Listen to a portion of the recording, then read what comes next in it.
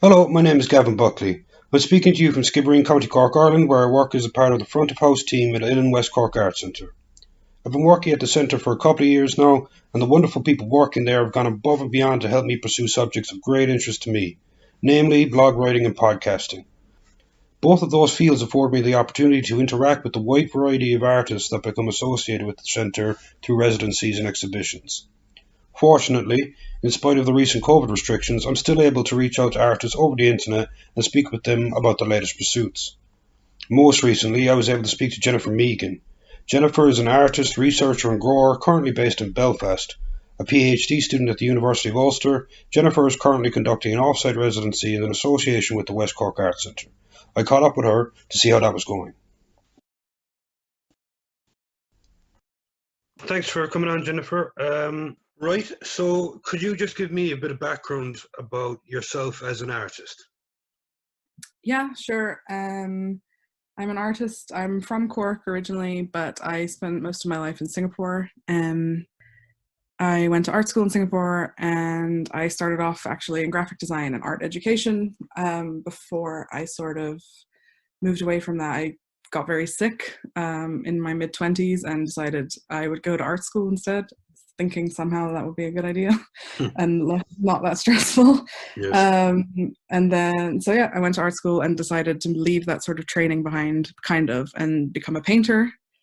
Okay. And then that kind of slowly but surely led me to merging then my sort of computer knowledge of graphic design and 3D rendering and stuff with the realm of painting and filmmaking and moving forward through all those things. So now I work with kind of any material that I feel like, and I'm moving towards kind of moving away from the computer, actually. I think with the world being forced online, I've become like, no, this isn't a sanctuary anymore. So I kind of want to become more, I have naturally kind of become more involved in sort of gardening and working with plants and learning about that now. So kind of all over the place as an artist, but I think that's the best way to describe my practice as well. So. Okay, great. But is there anything that you would favor in terms of like medium or style? Or? Yeah, probably. It does always come back to something that is on screen, I guess. I would be say I'm probably screen based. And what would you use in terms of software on for that? I usually use a lot of Photoshop, Cinema 4D, and sort of sculpting programs like ZBrush, and there's one on my iPad. I actually don't know the name of it, but it kind of replaced Sculptress, which was this really like rudimentary, very like it was like digital clay properly. Like you could move your finger and the clay would move, and I liked that a lot. So it was more like a real sculpting app rather than a computer program that you have to it's like building architecture. It's not an interesting way of using the materials. When you were learning these programs, did you kind of self teach yourself and trial and error kind of thing, or did you take a course? Or No, it was, I mean, I took one course in Photoshop, I think in somewhere in Cork City, St. John's College, when I was like 14. yeah, But since then it's all been self-taught. I think one of the biggest problems actually with art schools now is that they don't really teach you how to use software at all. So most people are self-taught, I think. and Um, you're still learning the whole thing, and you haven't mastered it yet, like the rest of us, kind of thing. oh yeah, and I like not being able to master it because I feel like there's a lot of, I think in the last couple of years the 3D like 3 I don't even know what the scene is called, like 3D rendering art scene Mm-hmm. uh, has put a lot of work into learning the software, but hasn't necessarily done anything exciting. It's like, okay, I reproduced a really nice scene, or I reproduced like a really hot girl, or like a realistic animal, but I think there's something really nice about not knowing what the hell you're doing and trying to make something anyway. It's kind of Yes. like that would be my approach with painting and drawing too. I'm like, oh, I'm not very good at it, but I feel like maybe that is a benefit in terms of letting a bit of like poetry or craziness or something come into the A bit mix of and not, discovery too, like yeah, yeah. not being expert all the time, I think. So I Mm, don't think I'll ever know, well, any of the software that I use well. That's fine. yeah. And so, what's the story these days? What are you doing for your residency at the Art Centre there? Um, so I asked Anne if I could come down to West Cork because I took up a PhD after I finished my master's in Belfast. My PhD is about like sort of collaborative practices between artists and writers and how we can learn from historical figures and how they collaborated with the intention of basically like trying to uncover new ways of collaborating with like not just people but animals and plants and sort of the environment in general moving forward with climate change and all that. Mm-hmm. So I was looking a lot at Somerville and Ross, who were cousins but also potentially lovers from Castle Townsend, who I'm sure most people from West Cork probably already know who they are. They were writers and they traveled around Ireland. And one of them like potentially can be read as transgender. I don't know, were they an early queer couple in Ireland or in modern Ireland anyway, or if they were like, I don't know if it's projection to call them that, but one of them went under a name, Martin Ross, and that obviously could have been to just be published, and because men would have been published and women wouldn't have been back then.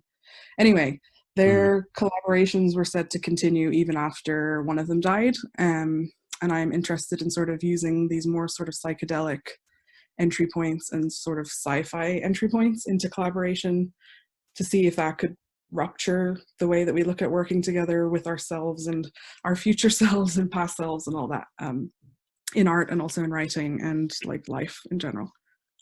Okay, and going back, what were the name of the two people again? Somerville and Ross, Mm-hmm. Edith Somerville and Martin Ross, but also was known as Violet Martin, I think. Okay. And you said they would tour the country and writing about, were they poets or that type of thing? They were, no, well, they kind of were a bit of everything. I think they were like these sort of upper class Anglo-Irish women who they kind of did like around Connemara in a governess cart and just wrote about like the people they came across and just like life. They wrote about life. It wasn't really so they wrote fiction too actually, but it was mostly about life. Okay. In Ireland then, in the late 1800s, early 1900s. Okay. And you said you're trying to take inspiration from them in terms of collaboration and stuff about, new ways of creating, I guess. Is that fair to say? Yeah, because like I suppose I'm interested in things like meditation, but also in the way that that can translate into magic and also translate into like herbalism, and like I don't know if that eventually lends itself to these sort of crazier ideas that are about like psychicness or intuition. But like I liked that Edith Somerville, after Ross died, basically was just like kept writing with Ross, despite Ross not being obviously in this sphere or this planet anymore. Gotcha. And I think there was something about like, I don't know, something just really struck me about that idea of sort of grief and loss, especially at a time like this in a pandemic, and the idea of maybe moving forward while also holding on to the things that have, even though they've left the earth, they haven't like left our collective imagination or whatever. And I'm interested in that sort of maybe merging those two spheres more than anything else, and how I don't know if that makes sense. It does. But what are you actually doing? What's your project? Yours, you personally. I'm writing the PhD. It's just a research-based PhD. Trying to come. I'm in the second year now and have taken a break, obviously, because I can't access anything with COVID. But it's just more writing and looking into other people like them and sort of more indigenous methodologies for communicating with across species, across planets, or like communicating with the dead, and sort of then looking at how those methodologies might translate into methodologies for artists to use to sort of speak for things that no one speaks for right now. So yeah, it's like very unformed and I'm in the middle of it. So I don't know what it looks like yet, but it will look like something at the end that will definitely have a written component, but I don't know if I'm going to make a documentary or maybe like a film of some kind. And would there be any, how do I put it, would there be any art out of it in terms of, paintings or sculptures or anything like that coming from this? Or is there any plan for that? Yeah, I think that like even the work I've done, I did a series just in the September last year called Crematorium, that it takes this character that I've been sort of, or not character, like an avatar I've been using, which is I don't like human representation very much because I think that the politics that are attached to bodies and the screen and being a woman or being queer or whatever, I think there's like a very like heavy baggage that comes with that kind of representation on Okay. screens. But so I switched basically and used an avatar.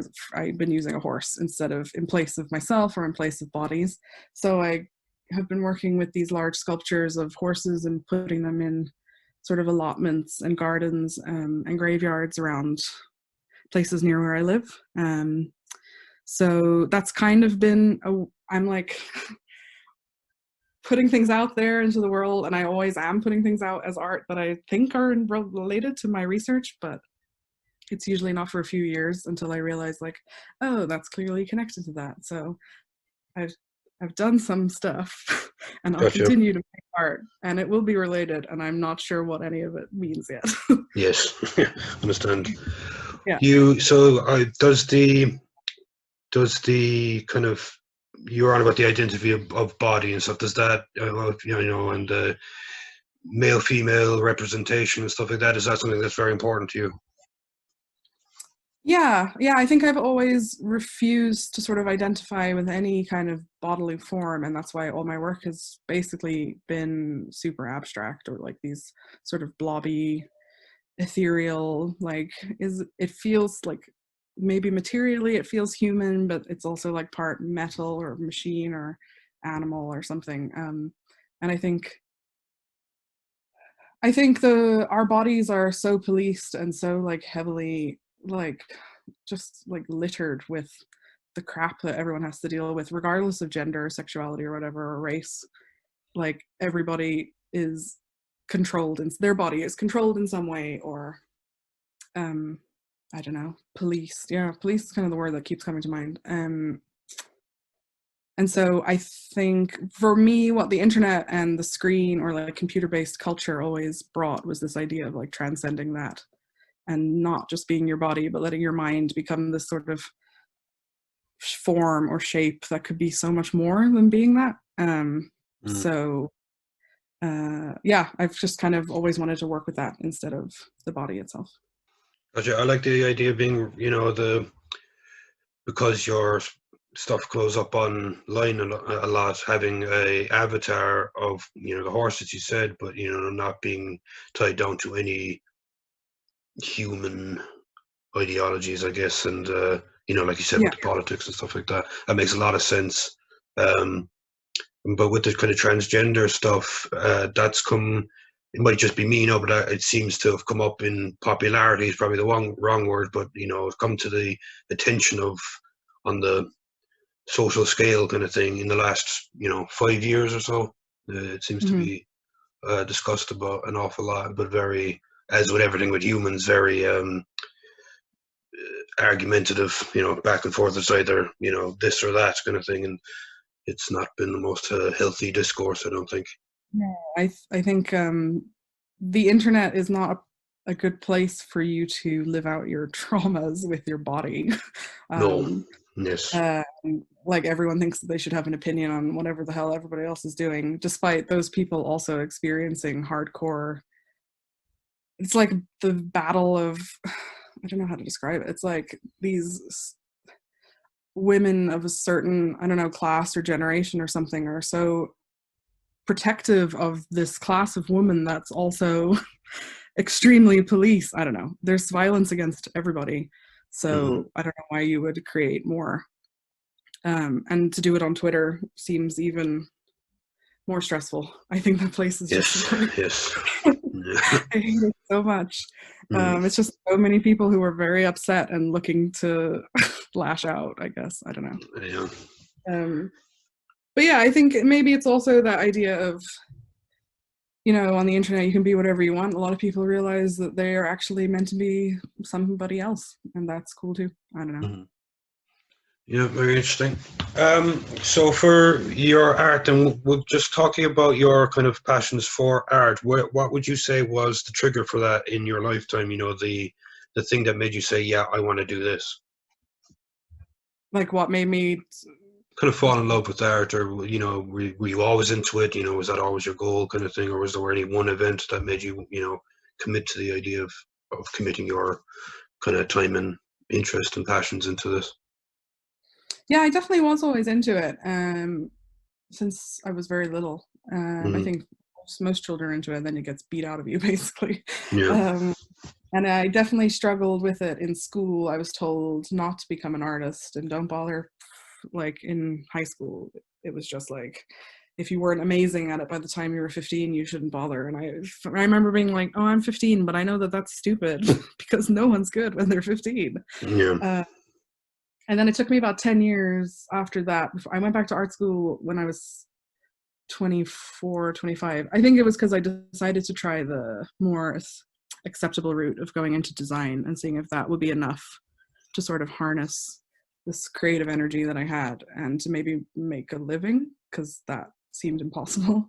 yeah. And then I realized that actually there was loads of people out there doing kind of everything, and I didn't have to just be an artist all the time, and I could have other jobs. And that's when I realized I could just go forward with it and do what I could to sustain it at the same time, I guess. Um, I think it was mostly meeting other people was definitely the trigger to be like, oh, you can be like 9 things. And that sucks because of neoliberal capitalism, but it's great if you don't want to make a commitment to everything that you are interested in. I don't know. That makes more interesting people as well. Like, you know, if you're not kind of locked down to one thing, and you Totally. know, it takes all sorts of people, and I think, yeah, the more, like you said, you can be 9 different people because that's what's true for everybody. You know, we all have different moods and different interests and stuff like that every day. So that's Yeah. cool.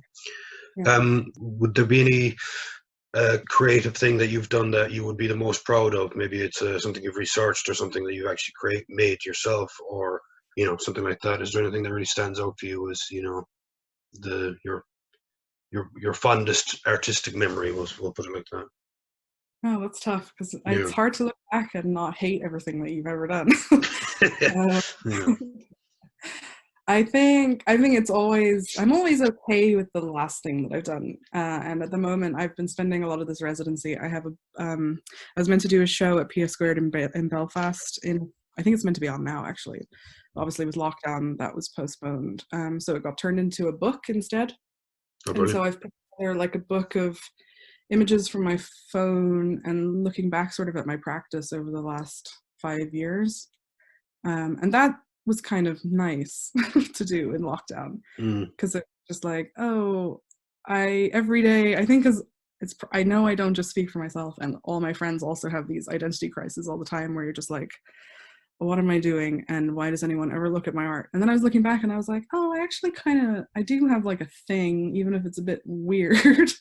And like I'm overly interested. I was like sort of finding themes that have obviously stuck out. Like I've always had interest in horses, angels, death, and like acid trips. So it's been like figuring out how to basically seeing the sort of mythology that I created for myself come to like a final object in this book has been, I think I'm quite excited to put that out in the world because I feel like I've been able to take all those 9 bits of myself that we were talking about, or however many there are, like mm. infinite parts of my personality and also my practice, and put that into an object. So I think there is something maybe to like books Is is a bit that different. coming? Is that coming to come out yet, or is it out already? Or It will be out on February 14th, and 50 copies will be available for free if people can pay postage. And then after that, I might just have to charge cost. where do Just to people not. go if they were interested in that? They can go to my website, but they can go to my Instagram as well. Both. My website is cowardice, as in like female coward dot Nice, online, nice. and my Okay, website, my Instagram is just Jennifer Mehigan. okay. All right. Well, thank you for your time, Jennifer. That was brilliant. Yeah, thank you I'm too. genuinely interested in to see what you'll come up with, if anything. And um, Who knows? no, that it's great to speak with you. I appreciate it. Yeah, you too. Thanks for inviting me to do this. No problem. Best of luck in the future. Jennifer Mehigan began her residency in Uillinn in January and will work ongoing during 2021. Jennifer is the recipient of an Uillinn Artist in Residence Research Award for 2021, which is supported by the Arts Council. This podcast is brought to you by Uillinn West Cork Arts Centre and made possible with support from the Arts Council, Cork County Council and Department of Social and Family Affairs.